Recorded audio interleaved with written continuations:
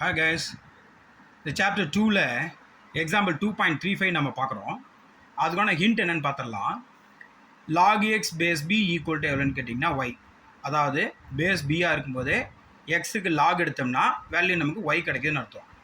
இதில் இந்த லாகை ரிமூவ் பண்ணணுன்னா ஜஸ்ட் இந்த எக்ஸ் இஸ் ஈக்குவல் அப்படியே மென்ஷன் பண்ணிவிட்டு அது எதுக்கு ஈக்குவல்னு கேட்டிங்கன்னா இந்த பேஸை இங்கே நியூமரலாக கொண்டு வந்துட்டு இந்த வேல்யூவை அந்த பேஸுடைய பவரில் போட்டிருக்கேன்.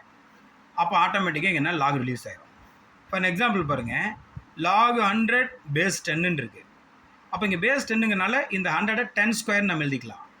பவர்ஸ் ஃபார்மில் யூஸ் பண்ணி இந்த 2 எங்கே கொண்டாந்துடலாம், முன்னாடி கொண்டாந்துடலாம். அப்போ லாக் 10 பேஸ் 10 ஆன்சர் எவ்வளோ வந்துடும், 1ன்னு வந்துடும். ஸோ இங்கே முன்னாடி 2 இருக்கும், 2 × 1 2ன்னு சொல்லி வரும். ரைட், இது நமக்கு தெரியும். பட் இதை எப்படி இந்த ஃபார்முலோட லிங்க் பண்ணி காமிக்கிறேன்னு பாருங்கள். இந்த 100க்கு 100 போட்டேன், ஈக்குவலுக்கு ஈக்குவல் போட்டாச்சு. இந்த பேஸை கொண்டு போய் இங்கே எழுத சொல்லியிருந்தேன். அப்போ பேஸ் 10ங்கனால 10 இங்கே வந்துருச்சு.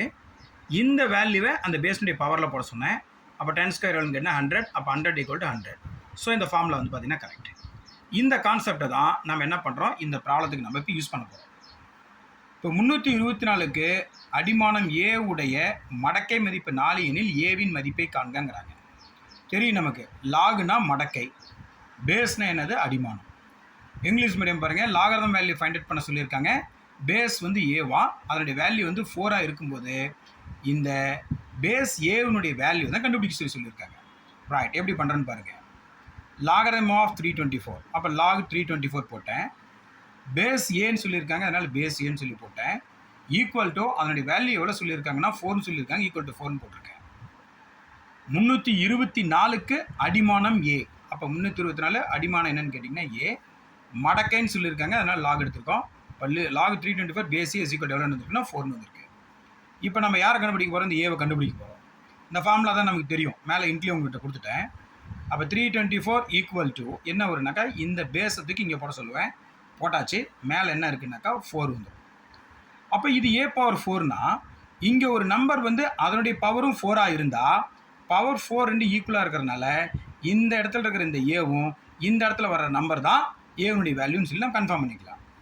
அதனால் இந்த 324 நம்ம என்ன பண்ணுறோம், ஃபேக்டரைஸ் பண்ணுறோம், காரணிப்படுத்துகிறோம். ஃபஸ்ட்டு 2 டேபிளில் க்ளோஸ் பண்ணுறேன், அப்புறம் 2 டேபிளில் பண்ணுறேன். அதுக்கு மேலே 2 டேபிள் பண்ண முடியாது, 3 டேபிள் எல்லாமே பண்ணுறேன். அப்போ பார்த்தா இந்த 324ங்கிறது இந்த நம்பர்ஸ் எல்லாத்தையும் மல்டிபிள் பண்ணால் கிடைக்குன்னு எழுதிட்டேன். ஆனால் பவர் 4 வர மாதிரி எழுதணும். எனக்கு இந்த 3 பார்த்தீங்கன்னாக்கா நான் 4 3s வந்துச்சு, பிரச்சனை இல்லை. ஆனால் 2 2 2 தான் வருது. அப்போ இது 4 டைம்ஸ் வர மாதிரி எழுதுனா தான் இந்த ப்ராப்ளத்தை சால்வ் பண்ண முடியும். அப்போ √2 × √2னா எவ்வளோன்னு கேட்டிங்கன்னா √2 ஹோல் ஸ்கொயர்னு வரும். அந்த ஸ்கொயரும் ரூட்டு கேன்சல் ஆகி 2 வந்துடும். அதனால தான் 2 நம்ம √2 × √2ன்னு உடைக்கிறோம். இந்த 2 √2 × √2ன்னு உடைக்கிறோம். இப்போ பாருங்கள், 4 √2 இருக்குது, எல்லாமே ஈக்குவலாக இருக்குது. அப்போ இதை √2 பவர் 4ன்னு எழுதிக்கலாம், இது 3 பவர் 4ன்னு எழுதிக்கலாம். அப்போ 324க்கு மேலே இதை அப்படியே தூக்கி சப்ஸ்டிட் பண்ணிக்கிறோம். But a power m × b power m equal to ab whole power m காமனாக தூக்கி மேலே போட்டுக்கிறோம். அப்போ 3 √2 whole power 4 equal to a power 4. அப்போ இந்த 4 இங்கேயும் 4 பவர் ஈக்குவலாக இருக்குது. அதனால் a = 3 √2. இவ்வளோ தாங்க இந்த ப்ராப்ளம்.